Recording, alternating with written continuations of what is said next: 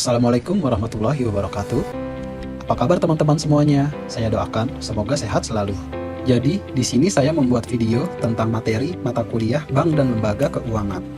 Meliputi pengertian perbankan, sejarah perbankan di Indonesia, prinsip perbankan, jenis dan fungsi perbankan, dan peran perbankan dalam perekonomian di Indonesia.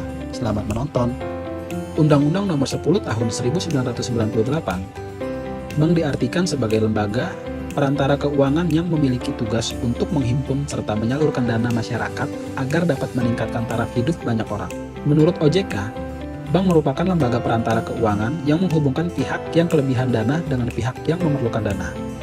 Jadi bisa disimpulkan bahwa yang dimaksud dengan bank adalah badan usaha, sementara perbankan merupakan aktivitasnya atau kegiatan operasional yang dilakukan oleh bank. Sejarah perbankan di Indonesia dimulai jauh sebelum kemerdekaan, tepatnya pada tahun 1746. Saat itu VOC mendirikan The Bank Van Lening, sebuah bank yang digunakan untuk memudahkan kegiatan perdagangan mereka di Indonesia. Kegiatan operasional bank ini tidak berjalan baik sehingga harus gulung tikar. Selang 6 tahun kemudian, VOC mendirikan The Bank Kauren and Bank Van Lening yang pada akhirnya memiliki nasib yang sama seperti bank sebelumnya. Sekitar akhir abad ke-18, VOC yang sudah diambil alih oleh pemerintah Belanda, selama periode ini, ada lebih banyak bank yang bermunculan, mulai dari Bank de Java's, Nederland Handels Maatschappij, Hulp en Spaarbank, De Postpoorbank, dan juga Algemene Volkskredietbank. Dari semua itu, De Java Bank berhasil menjadi yang paling sukses dan terus berkembang. Inilah cikal bakal bank sentral yang ada di Indonesia. Pemerintah Belanda mendirikan De Java's Bank dan langsung memonopoli peredaran uang di Indonesia. Beberapa tugas yang dilakukan oleh bank ini diantaranya seperti mengeluarkan uang kertas dan surat utang jangka pendek, menjadi kasir pemerintah, mendiskonto wesel, hingga menjadi pusat clearing dan penyimpanan dana devisa. Dari sini dengan berkembangnya ekonomi Indonesia, beberapa bank asing mulai turut beroperasi. Mulai dari Bank Australia and China, Hong Kong and Shanghai Banking Corporation, The Chartered Bank of India, Taiwan Bank, Mitsui Bank, dan Bank China lainnya. Menjelang Perang Dunia Kedua, pemerintah Hindia Belanda lalu melikuidasi 3 bank Jepang. Akan tetapi ketika Jepang sudah menguasai Asia Pasifik, bank-bank Inggris, Belanda, dan Cina dilikuidasi oleh mereka. Tujuannya agar mereka dapat mengendalikan keuangan dengan satu bank saja, yaitu Bank Rakyat Indonesia yang dijalankan oleh putra-putri Indonesia. The Java's Bank baru berhasil dinasionalisasi pada tahun 1951 melalui Undang-Undang Nomor 24.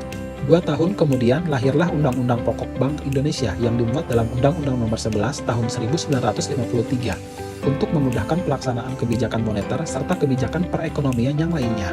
Setelah menetapkan Undang-Undang Pokok Bank Indonesia, pemerintah Indonesia akhirnya meresmikan Bank Rakyat Indonesia sebagai bank pemerintah pertama. Dalam masa awal perjalanannya, Bank Rakyat Indonesia sempat berhenti beroperasi dan baru bisa kembali berfungsi setelah terbentuk Perjanjian Renville. Pada tahun 1960, Bank Rakyat Indonesia, Bank Tani Nelayan, dan Nederlands Maatschappij dilebur menjadi satu dengan nama Bank Koperasi Tani dan Nelayan. 5 tahun kemudian, Bank Negara Indonesia dibentuk melalui penetapan Presiden atau Perpres nomor 17 tahun 1965. Kemudian pada saat konferensi meja bundar, pemerintah Indonesia serta pemerintah Belanda sepakat mengubah fungsi Bank Negara Indonesia dari bank sentral menjadi bank umum. Prinsip perbankan yang ada di Indonesia tercermin dari Undang-Undang Perbankan yang kalau dijabarkan terdiri dari prinsip kepercayaan, prinsip kehati-hatian, prinsip kerahasiaan, dan prinsip mengenali nasabah. Prinsip kepercayaan. Bank bekerja dana yang disimpan oleh masyarakat. Artinya, masyarakat mempercayai bank tersebut untuk mengelola dana yang mereka miliki. Maka dari itu, bank harus menjaga dan juga memelihara kepercayaan tersebut dengan berbagai cara. Contohnya seperti melakukan transaksi dengan hati-hati dan teliti, atau menyampaikan informasi tentang perbankan kepada masyarakat secara terbuka. Yang kedua, prinsip kehati-hatian. Prinsip kehati-hatian bermaksud agar bank bekerja sesuai dengan prosedur yang sudah diperhitungkan dan teruji agar kepentingan nasabah selalu terlindung. Maka dari itu, semua kegiatan transaksi wajib mengikuti hukum dan aturan yang berlaku di dunia perbankan. Yang ketiga, prinsip kerahasiaan. Prinsip kerahasiaan berarti bank akan bekerja dengan merahasiakan segala sesuatu yang berhubungan dengan simpanan nasabah. Jika sudah tercantum jaminan kerahasiaan, maka nasabah akan merasa aman dalam menyimpan dananya di bank. Yang keempat, prinsip mengenali nasabah. Bank akan bekerja dengan mengetahui identitas nasabah, mencermati dan memantau semua kegiatan transaksi dan melapor jika melihat ada transaksi yang mencurigakan. Prinsip ini penting untuk dipahami agar memperkecil peluang risiko yang bisa merugikan nasabah. Yang pertama, bank sentral. Bank sentral yang ada di Indonesia saat ini adalah Bank Indonesia. Bank Indonesia memiliki tujuan utama untuk memelihara dan menjaga stabilitas nilai mata uang rupiah. Dalam prakteknya, kestabilan mata uang ini bisa dilihat dari terjaganya nilai tukar mata uang asing dan juga barang maupun jasa. Bank Indonesia beroperasi berdasarkan pada Undang-Undang Nomor 3 Tahun 2004. Dalam undang-undang tersebut dijelaskan bahwa Bank Indonesia bertujuan untuk menetapkan serta melaksanakan kebijakan moneter, menjaga dan mengatur sistem pembayaran, mengawasi dan mengatur bank umum.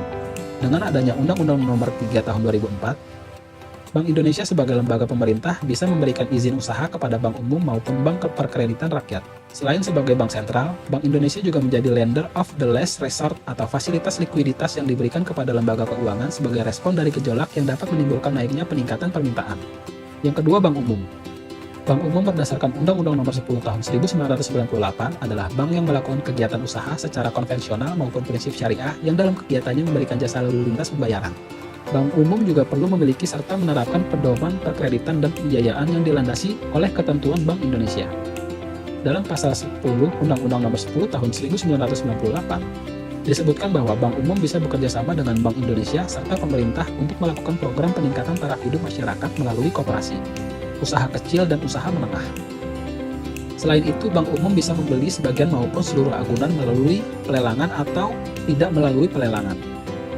Bank umum terbagi menjadi dua jenis, di antaranya bank umum devisa dan bank umum non-devisa. Bank umum devisa contohnya seperti Bank Bukopin, CIMB Niaga, BCA, dan sejenisnya. Sementara itu bank umum non-devisa contohnya seperti Bank Pening Syariah, Mayora, BCA Syariah, dan sejenisnya. Yang ketiga, bank perkreditan rakyat. Bank perkreditan rakyat dalam Undang-Undang Nomor 10 Tahun 1998 memiliki makna yakni suatu bank yang melakukan kegiatan usaha secara konvensional atau berdasarkan prinsip syariah. Dalam kegiatan operasionalnya, bank ini tidak dapat memberikan jasa lalu lintas pembayaran. Bank perkreditan rakyat yang melakukan kegiatan usaha keuangan berdasarkan pada prinsip syariah tidak boleh melakukan kegiatan tersebut dengan prinsip konvensional. Begitupun sebaliknya. Dalam kegiatan keuangannya, bank perkreditan rakyat tidak jauh berbeda dengan bank umum.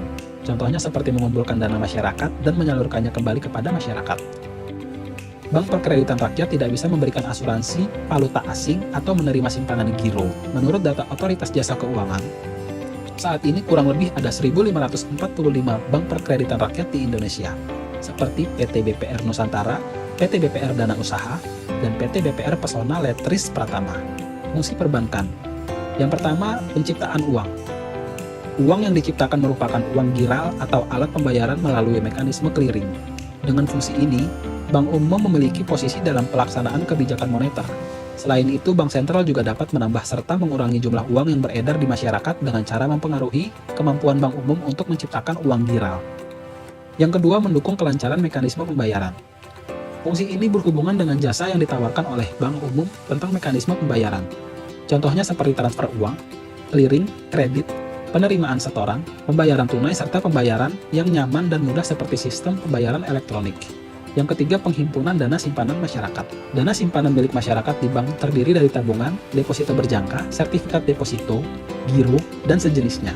Dana-dana simpanan yang telah dihimpun oleh bank nantinya akan disalurkan kembali kepada pihak yang membutuhkan dalam bentuk kredit.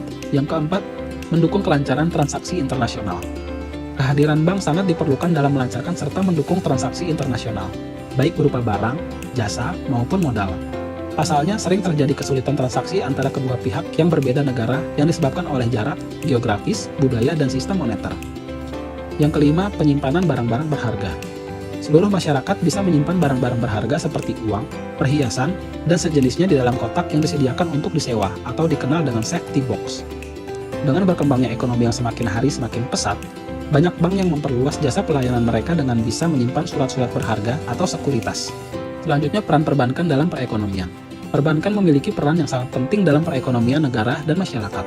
Selain menghimpun dan menyalurkan dana, bank berperan untuk memberikan kemudahan dalam melakukan transaksi keuangan agar dapat berjalan secara cepat, efektif, dan efisien. Selain itu, masih ada beberapa peran perbankan dalam perekonomian negara Indonesia, yaitu yang pertama, menunjang perekonomian. Melalui penyaluran kredit, perbankan dapat membantu meningkatkan investasi serta pertumbuhan ekonomi di Indonesia. Dalam hal ini, perbankan berperan membantu membiayai usaha-usaha kecil dan menengah yang menjadi sumber daya ekonomi penting. Yang kedua, membiayai pembangunan ekonomi. Perbankan memiliki peran penting untuk membantu pemerintah membiayai setiap proyek infrastruktur dalam rangka meningkatkan pembangunan ekonomi. Di sini perbankan berperan dengan cara membeli surat berharga milik negara maupun memberikan pinjaman kepada pemerintah. Yang ketiga, membantu masyarakat mengatasi masalah keuangan. Perbankan dapat membantu masyarakat mengatasi masalah keuangan mereka melalui produk-produk keuangan seperti tabungan dan deposito. Dengan produk-produk ini, perbankan memastikan bahwa dana milik masyarakat terjamin keamanannya. Yang keempat, membantu masyarakat memenuhi kebutuhan hidup. Perbankan ikut berperan dalam membantu masyarakat memenuhi kebutuhan hidupnya. Contohnya seperti membeli rumah atau kendaraan bermotor. Caranya dengan mengadakan produk-produk kredit pemilikan rumah maupun kendaraan bermotor. Yang kelima, meningkatkan akses masyarakat terhadap produk serta jasa keuangan. Perbankan memiliki peran penting untuk meningkatkan akses masyarakat pada produk serta jasa keuangan. Caranya adalah dengan memperluas jaringan serta menyiapkan produk-produk keuangan yang dapat diakses dengan mudah oleh masyarakat. Dan yang terakhir, menunjang sektor-sektor ekonomi lain. Perbankan mempunyai peran penting dalam menunjang sektor-sektor ekonomi yang lainnya seperti industri, jasa, dan perdagangan. Dalam peran yang terakhir ini, perbankan dapat menyalurkan kredit serta produk-produk keuangan yang dapat membantu pembiayaan aktivitas sektor-sektor tersebut. Mungkin itu saja yang bisa saya sampaikan. Mohon maaf jika masih banyak kesalahan dalam perkataan maupun penulisan. Terima kasih sudah menonton video ini. Wassalamualaikum warahmatullahi wabarakatuh.